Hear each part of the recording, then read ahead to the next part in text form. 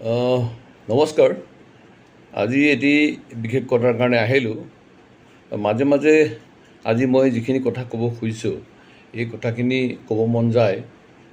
বিগত প্ৰায় 87ৰ পৰা 2054 চনলৈকে মই যিহেতুকে কছাৰী জনগোষ্ঠীৰ জাতীয় সংগ্ৰামখনৰ লগত জড়িত হৈ আছিলোঁ আৰু একেলগে মই মহাবিদ্যালয়ত অধ্যয়ন কৰি আছিলোঁ।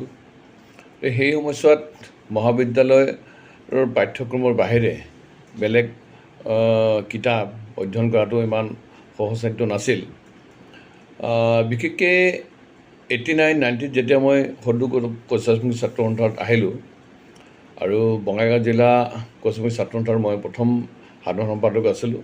মোৰ বন্ধু উমাকান্ত পাঠক, তেখেত বঙাইগাঁও জিলাৰ প্ৰথম সভাপতি আছিল। আৰু সেই সময়তে যিহেতুকে কছাৰী জনগোষ্ঠীৰ যিখন জাতীয় সংগ্ৰাম, কছাৰী জনগোষ্ঠীক জনজাতিকৰণ কৰা আৰু আমাৰ ঐতিহাসিক কমতাপুৰ ৰাজ্যখন আমাক ঘূৰাই দিব লাগে আৰু সেই কথাবিলাক আগুৱাই লৈ যাবৰ কাৰণে আমাৰ যিখিনি সমল লাগিছিল, আমি পৰ্যাপ্ত পৰিমাণে সমল পোৱা নাছিলোঁ। আমাৰ প্ৰয়াত বঙাইগাঁও চহৰে ৰাজেন্দ্ৰ নাৰায়ণ দেৱ, আমাৰ প্ৰয়াত ফণীভোগ মেধি ডাঙৰীয়া, প্ৰয়াত অম্বিকা চন্দ্ৰ ডাঙৰীয়া, শশীভূষণ ফৌজদাৰ ডাঙৰীয়া, ৰঘুনাথ চৌধুৰী ডাঙৰীয়া, আজি কিছুসংখ্যক ব্যক্তিহে কছাৰী জনগোষ্ঠীৰ ইতিহাস সম্পৰ্কত সৰু সৰু টকা বা বই কিতাপ লিখি থৈ গৈছে। সুনীতি ভট্টাচাৰ্যী বা পশ্চিমবংগৰ কিবাগৰাকী বিশিষ্ট ব্যক্তিয়ে লিখি থৈ গৈছে। গতিকে সেই গোটেইখিনি কিতাপ পঢ়াটো ইমান সহজসাধ্য নাছিল। আৰু যিবিলাক আমাৰ উৎসৱ পাৰ্বণ, চিলাৰ দিৱস, বিচুৱা আদি অনুষ্ঠানবিলাকত বা বিহুত কিছুমান স্মৃতিগ্ৰন্থ প্ৰকাশ হয়, তাত আমাৰ স্থানীয়ভাৱে কিছু লোকে সৰু সৰু আৰ্টিকেল নিলিখা নহয়।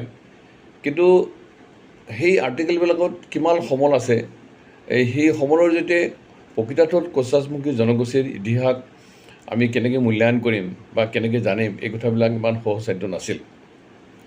যিহেতুকে মই এতিয়া কছাৰী জনগোষ্ঠীৰ জাতীয় সংগ্ৰামখনৰ পৰা বহু দূৰত আঁতৰি আহিছোঁ আৰু এই দিগভ্ৰান্ত আৰু এটা অস্তিত্বহীনত উপনীত হোৱা এই জনগোষ্ঠীটোৰ বিষয়ে জানিবৰ কাৰণে মোৰ মন যায়। বহু কিতাপ মই কিনিছোঁ, আছে, কিন্তু মই অধ্যয়ন কৰিব পৰা নাই। আৰু এতিয়া মই ভাবিছোঁ যে লাহে লাহে মই অধ্যয়ন কৰিম যে আমি প্ৰকৃতাৰ্থত কোচ নে ৰাজবংশী নে মেচ নে মদাহী, আমি ক'ৰ পৰা কেনেকৈ আহিলোঁ, এই কথাবিলাক যদি আমি ভৱিষ্যত প্ৰজন্মৰ কাৰণে আমি সুনিৰ্দিষ্টভাৱে যদি আমি লিপিবদ্ধ কৰি থৈ নাযাওঁ, তেতিয়াহ'লে আজি যেনেকৈ আমি এটা বেবিৰিবাং হৈ আছোঁ যে আচলতে আমাৰ প্ৰকৃত আইডেণ্টিটিটো কি, বিভিন্ন কথা লিখি থাকে আৰু প্ৰায়ভাগৰে লিখনিবিলাক বা প্ৰায়ভাগৰ বক্তব্যবিলাকৰ সামঞ্জস্য নাই। য'ত যেনেকৈ পায় তেনেকৈ সমল গতাইছে আৰু তাৰ ওপৰত ভিত্তি কৰি তেওঁলোকে লিপিবদ্ধ কৰিছে। ফলত আমাৰ নৱপ্ৰজন্মৰ বা যিসকলে কছাৰী জনগোষ্ঠীৰ ইতিহাস জানিব খোজে, আমাৰ ভাষা সংস্কৃতিৰ বিষয়ে জানিব খোজে, তেওঁলোক এটা দোদুল্যমানত পৰিছে। গতিকে মই দেখিছোঁ যে আমাৰ কছাৰী সাহিত্য সভাৰ মাননীয় সভাপতি তেখেত চিলাৰায় মহাবিদ্যালয়ৰ অৱসৰপ্ৰাপ্ত অধ্যাপক আছিলে দ্বিজেন্দ্ৰনাথ ভকত ডাঙৰীয়াই। তেওঁ এখন কিতাপ লিখিছিল, কিতাপখনৰ নাম মই পাহৰি গ'লোঁ। তেওঁ লিখিছিল যে 20 শতিকাৰ প্ৰথম ভাগত যেতিয়া লোকপিয়ল হৈছিল, তেতিয়া পশ্চিমবংগৰ কিছুসংখ্যক জনজাতিৰ মূলৰ আমাৰ ৰাজবংশী বা আমাৰ কোচ বুলি যিখিনি আমি বৰ্তমান কৈ থাকোঁ, এইখিনি কনভাৰ্টেড হৈ পেলাই জালিয়া, কৈবৰ্ত, তিয়ৰ, নমশূদ্ৰ, বানাই বা বাণী, মালো, ঝালো, বৰুৱামুখ, ধমল, গাৰো, ৰাভা, পাল্লা, দেশী, কোচ, মেচ আদিত কনভাৰ্ট হৈছে।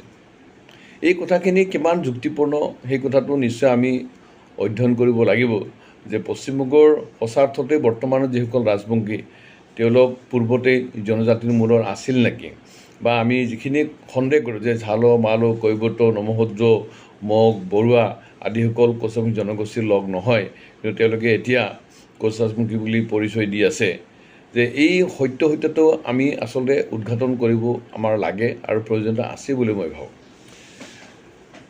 তাৰোপৰি আমাৰ